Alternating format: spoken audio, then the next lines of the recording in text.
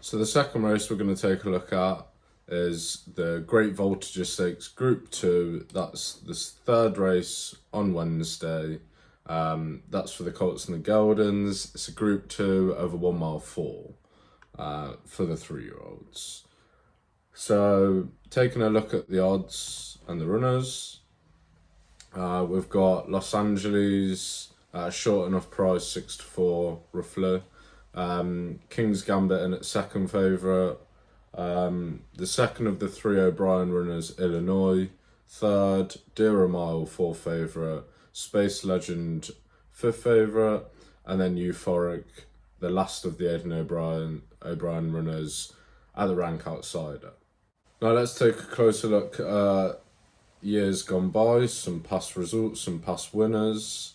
As you can see here, results again going back to 1997. 8 of the last 9 winners were beaten last time out in a group race, which, you know, for a group race, that's fine.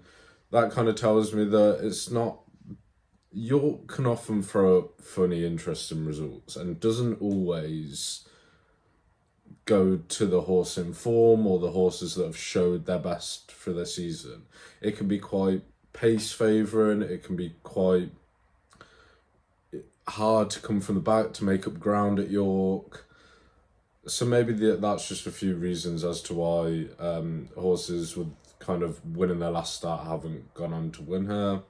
They were actually beaten in an Irish or an English derby, 5 of the last 9. So that kind of shows you maybe that some beaten horses in derbies tend to be forgotten horses when it comes to the Voltigeur. We're at the end of August now. The derby was nearly 2 months ago. But don't be discounting any beaten runner in a derby out of this. We've got obviously Los Angeles, who won the Irish derby.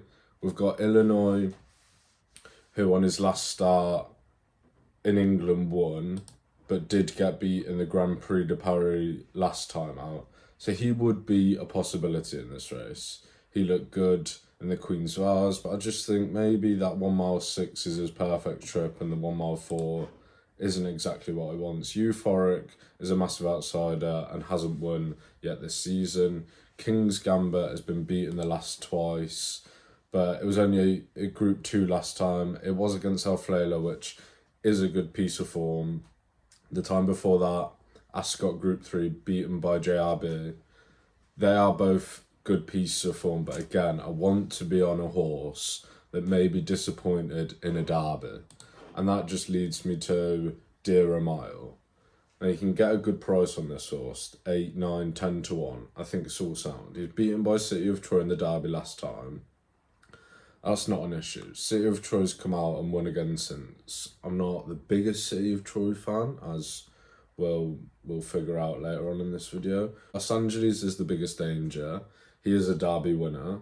But as I said, I think price, based on price alone, a beaten 4th in an Epsom derby is as good a form as any of these have in there. So I'm more than happy to chance Deer a Mile for Owen Burrows and Jim Crowley at roughly 9 to 1 here.